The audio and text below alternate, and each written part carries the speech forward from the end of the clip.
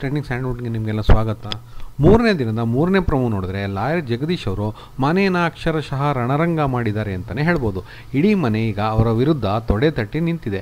Lawyer Jagadish ಅವರ ಹೆಸರು ಈ ಸೀಸನ್ಗೆ ಘೋಷಣೆ ಆದಾಗ ಎಲ್ಲರ ಮನಸ್ಸಿನಲ್ಲಿ ಇದ್ದಿದ್ದು ಇವರು ಪ್ರಶಾಂತ್ ಸಂಬರ್ಗಿ ಅವರ ರೀತಿ ಆಡಬಹುದು ಅಂತ. ನಮಗೆ ಇವರು ಒಬ್ಬ ಬುದ್ಧಿವಂತ ಪ್ರಶಾಂತ್ ಸಂಬರ್ಗಿ ಆಗಬಹುದು ಅಂತ ಅನಿಸಿತ್ತು.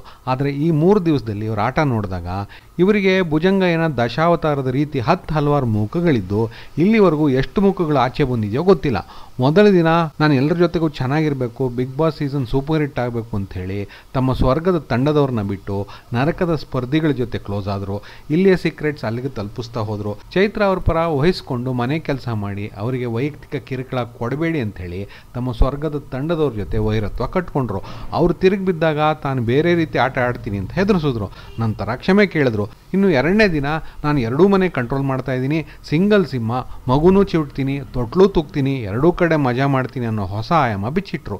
ಈಗ 3ನೇ ದಿನ ಧನರಾಜ್ ಅವ್ರ ಜೊತೆ ರಂಪಾಟ ಮಾಡಿ ಇಡೀ ಮನೆ ಜೊತೆ ಹೊಡೆದಾಟ ಮಾಡ್ತಾ ನನಗೆ ನಾನೇ ಬಿಗ್ ಬಾಸ್ ಅಂತ ಹೇಳ್ತಾ ಇದ್ದಾರೆ.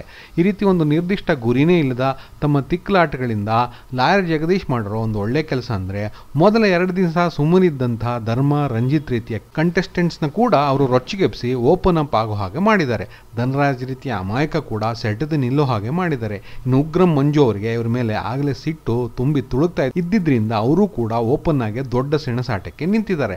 ಪ್ರೊಮೋ ನೋಡಿದ್ರೆ ಧರ್ಮ, ರಂಜಿತ್ ಮತ್ತು ಉಗ್ರಂ ಮಂಜು ಜೊತೆ ದೊಡ್ಡ ಮಟ್ಟದಲ್ಲೇ ಕಾಳಗ ನಡೆದಿರೋ ಸೂಚನೆ ಇದೆ. ಮೊದಲ ದಿನ ಚೈತ್ರ ಅವರ ಪ್ರೊಮೋ ನೋಡಿದಾಗ ಅನಿಸಿದ್ದು ಈಗ ಲಾಯರ್ ಜಗದೀಶ್ ಅವರ ಕೇಸ್ನಲ್ಲಿ ನಿಜ ಆಗೋ ಎಲ್ಲ ಸೂಚನೆ ಕಾಣಿಸ್ತಾ ಇದೆ. ಅದೇನೆಂದ್ರೆ ಇಡೀ ಮನೆ ತಿರುಗಿ ಬಿದ್ದು ಅವರಿಗೆ ಜೊತೆಗಾರರೇ ಇಲ್ಲದೆ ಝೋನ್ ಔಟ್ ಆಗೋ ಸಾಧ್ಯತೆ ಹೆಚ್ಚಿದೆ.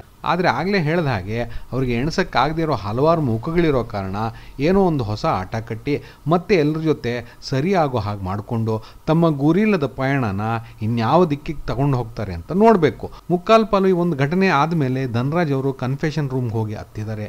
ಅಲ್ಲಿ ಬಿಗ್ ಬಾಸ್ ಅವ್ರನ್ನ ಹುರಿದುಂಬಿಸಿ ಕಳಿಸಿದ್ದಾರೆ. ಅದಾದಮೇಲೆ ಧನರಾಜ್ ಇವರಿಗೆ ಟಕ್ಕರ್ ಕೊಟ್ಟಿದ್ದಾರೆ. ಅದನ್ನು ನೋಡಿ ಇಡೀ ಮನೆ ಎಂಜಾಯ್ ಮಾಡಿದೆ ಅಂತ ಮೇಲ್ನೋಟಕ್ಕೆ ಅನ್ನಿಸ್ತಾ ಇದೆ. ನೋಡೋಣ ಎಪಿಸೋಡ್ನಲ್ಲಿ ಏನು ಕಾದಿದೆ ಅಂತ. 3ನೇ ದಿನಕ್ಕೆ ಈ ರೀತಿ ತಾರಕಕ್ಕೆ ಹೋದ ಸೀಸನ್ ಇದೆ ಅನಿಸುತ್ತೆ. ಇದಕ್ಕೆ ಇರಬೇಕು ಹೊಸ ಅಧ್ಯಾಯ ಅಂತ ಕರೆದಿರೋದು. ಮುಂದಿನ ವಿಡಿಯೋದಲ್ಲಿ ಸಿಗೋವರೆಗೂ ಬಾಯ್ ಸ್ನೇಹಿತರೆ.